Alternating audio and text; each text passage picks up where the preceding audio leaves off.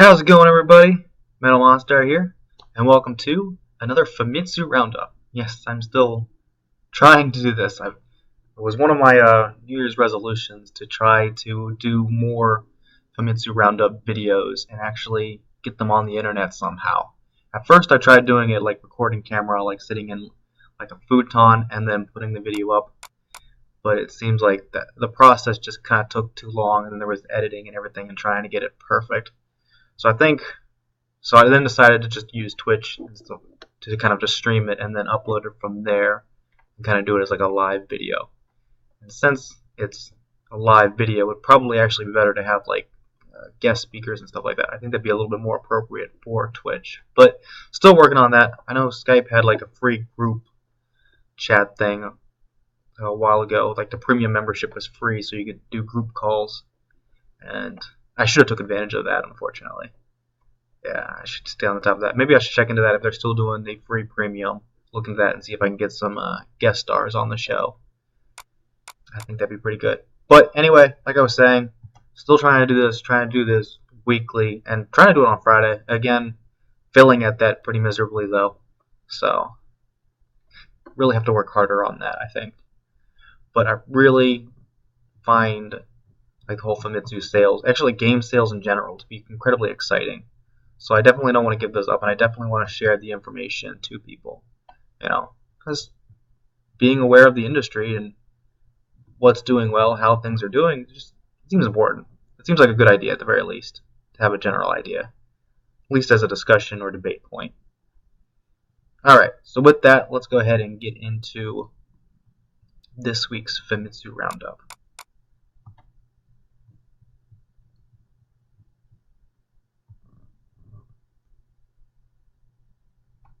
Alright, so looks like here at number 1 is Idolmaster, One for All.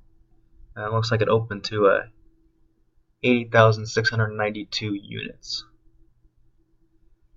Let's see if I can try to pronounce this. Genkai Totsuki Moro Chronicle. Hopefully I got that right. And that was opened at number 2 with 35,655 units. Number 3, after falling from the number 1 spot, is Yokai Watch with 26,351 units sold. It looks like it fell about 55% this week, so pretty big drop. For a while, it was just climbing and climbing and climbing, so it kind of sets back the race to 1 million a little bit. But I mean, at this point, it's going to hit it easily before Yokai Watch 2 comes out.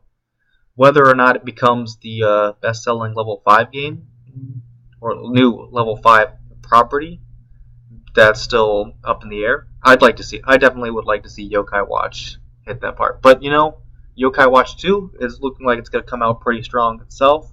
So I mean, if it's a good, strong game, I don't see why Yokai Watch can't, fulfill that legacy and become the best-selling level 5 game. Alright, let's scroll down here a little bit.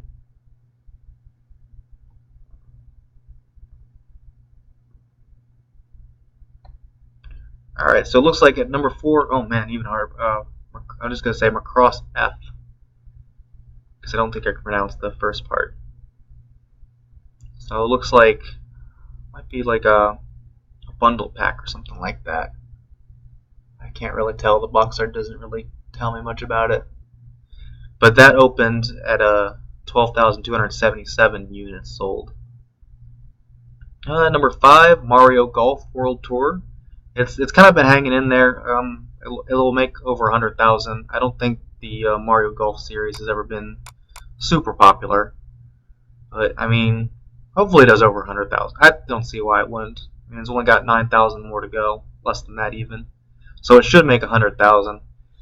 How much farther it goes, probably not too much higher, unfortunately. Mario Party Island Tour at number 6, and that's at sold 7,000 this week, so at 377,000. Seems kind of low. I thought Mario Party used to be a million seller, but then again, it was more of a console series, it seems. But then again, Japan has moved to handhelds.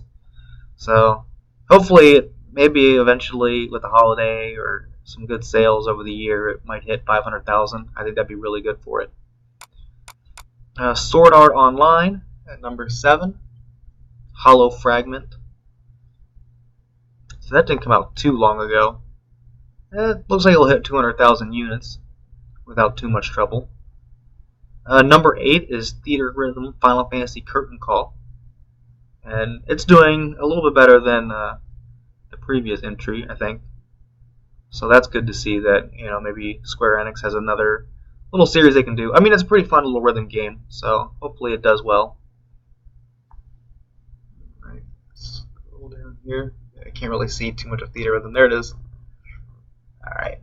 And then number 9, Wii Party U. And that's kind of bundled, so it's kind of hard to say. It should hit 1 million, though, but consider... Oh, wait, is it bundled? No, I'm pretty sure it's bundled. Same with the next one, New Super Mario Bros. U. I'm pretty sure that's bundled as well. So those ones should definitely sell well. I mean, they've got amazing attach rates considering how well the Wii U itself has been doing. So the fact that they're, one's 700,000 and one's, over 1 million, that's pretty impressive. Even if they are bundled, that's still pretty impressive. the Vita doesn't have any games over 1 million. I don't think the Vita even has a game that's over 500,000 units sold. So the fact that, Nintendo, at the very least with their own properties, are able to get over 500,000, that's pretty good. I mean, at the very least, I'd like to say that it will have a better life than the Vita, but it's hard to say. Vita's a handheld, so it's going to get all those third-party titles, as well as like the mid and low publishers' titles, whereas the Wii U likely won't get any of those, just because the development costs are too high for the mid-end developers, and certainly it's not selling well enough to qualify for anything AAA or anything like that. Anything interesting on the top 10 other new releases? Actually on the top 10 or 30 because we finished the top 10. So let's see if there's anything else that's pretty exciting. Sonic All-Star Racing. Kind of weird that it came out at this time and stuff like that, because like Mario Kart, according to from where this chart was printed out, it's only like 2 weeks away, really. So Sonic coming out now for the PS3 and Wii U doesn't seem like the best of ideas. I think the only other new game is, this one here. I think this is God of War Collection. I think that, let's see, that opened to 2,289 units. So that's not, no, that's not all that great. I'm not really quite sure how God of War typically does in Japan. It seems like, that seemed like it flopped. High stock still available, low sales. Yeah, these two look like they flopped. That's really sad. Alright, so let's go ahead and move on to the hardware down here, these charts. Alright, so it looks like the 3DS holds its top spot with 25,406 units. Followed by, of course, the Vita with 13,699 units. PS3 sold 7,060 units.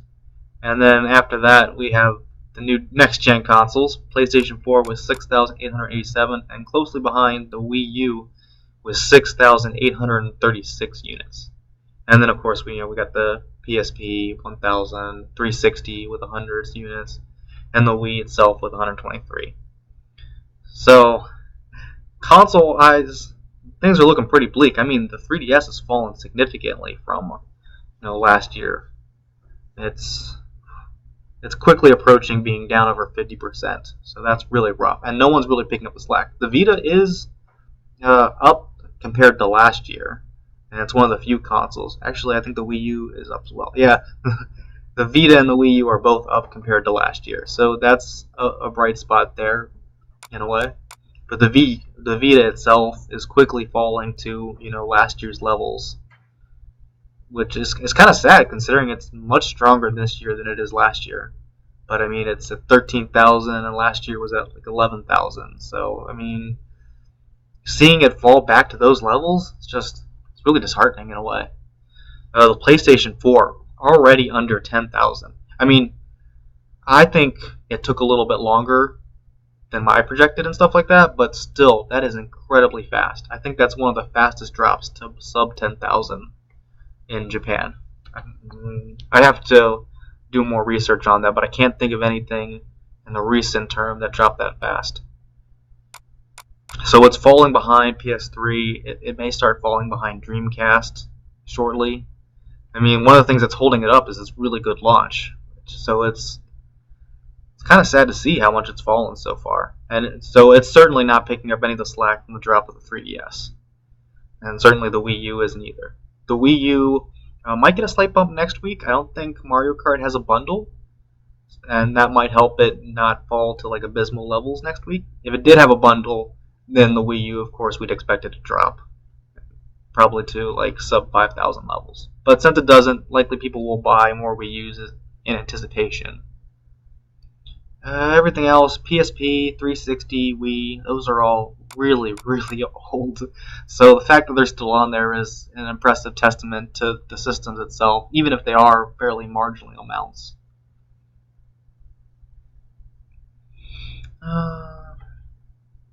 So that's a little bit concerning there. Let's see. The Vita TV is still around, 855 units. I'm really impressed, actually, that it's still around. Because that thing, it didn't launch very well, it didn't stick around very well, so the fact that it is still around, it's pretty impressive. It just didn't seem like the right product for Japan, really. It felt like something that, more American audience or European audience would like, considering that we spend a lot more time in front of our TVs. I mean, it would have been interesting had Sony like bundled it with the PlayStation 4 and kind of made it like the PlayStation Plus bundle pack or something. I think that might have been an interesting option, but oh well. Let's see here. Let's go back to kind of software and kind of give up a roundup on how things are doing there. As far as the new titles go, I thought Idolmaster did alright, for a new release. I think it might be lower than previous entries, maybe. Man, I probably should have researched that a little bit more. Other than that, there's not a whole lot impressive here. I don't really see anything that really had like a positive increase in sales. So, well, I mean, it is post Golden Week though. Like last week, I think had a couple days still from Golden Week. So this week is like absolutely not Golden Week. So I think it's to be expected, like a full drop, a much more significant one than last week, which still had the bonus of having like a day or two of holiday. So that's to be expected there. And I mean, some new titles did come out, so that was kind of nice to see. So it wasn't completely empty. I did mention that Sonic and All-Star Racing, that was just poor timing on Sega's part. I have no idea why you would release a arcade racer before Mario Kart comes out. That just seemed kind of silly. I wonder if any of the Wii U titles got a boost this week. I don't think they did. No, it looks like they didn't either. So as far as software goes, fairly uninteresting this week. I mean, we got some new titles, and they kind of not all that impressive. Most of our older titles are kind of, showing their age a little bit and dropping off. Even like the, Yokai Watch kind of suffered from a good sized drop this week. So nothing too spectacular there. Nothing that really stands out as quite interesting this week. But hopefully, Mario Kart anticipation might, bring in some software sales. And then, well, Mario Kart, that will be really interesting to see and stuff like that. It's starting to pick up a little bit in,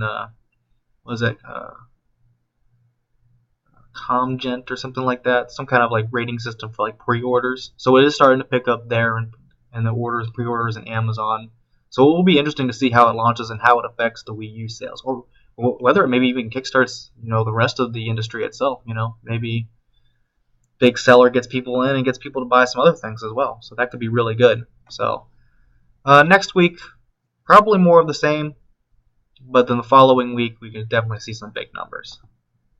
So let's do some predictions here. Next week, 3DS. I'm going to be very optimistic and say that the 3DS holds at 23,000. Vita, I'm also going to be optimistic with, and I'm going to say that it holds at just under 12,000. PS3, I don't really see it going too far from where it's at, so I'm just gonna say that it is. I don't want to say it goes to 6,000. I think it might just stay at 7,000. I think it just stays kind of flat. The PS3 is just kind of, going along, doing what it does, being the console that gets a lot of titles. So I think it won't drop very much. PS4, I think PS4 is in for a rough couple of weeks. So I'm gonna say low at best, it's gonna be at the high end of 5,000s, like really high ends. Like maybe it's gonna stay at the 6,000s, but it's gonna be like the low 6,000s. I'll go with that. Wii U, I'm going to go with that it is going to rise, and I'm gonna say that it's gonna rise to about 8,000 units next week. 2,000 people will anticipate Mario Kart and buy a Wii U early for various reasons, such as getting the console before like mad rushes or anything like that, or not having to stand in line. PSP, all of them are just going to kind of stay the same and keep doing. PSP is still going to kind of be in that 1,000 area. 360 is still going to be in that 150 area, and Wii still going to be in the low 100s, low 100 really. So not too much to predict in the last couple ones, but yeah, that's what I'm going to predict for consoles. I don't expect too much of an exciting week next week. Probably some slight bumps and some Wii U software possibly if the Wii U does get an increase. But other than that, everything else should be kind of fairly standard. But then the following week could be a real changer. So we'll have to see. So thanks everybody for watching. I'm Metal Monster, and I'll see you all in the next Famitsu Roundup. Hopefully on a Friday.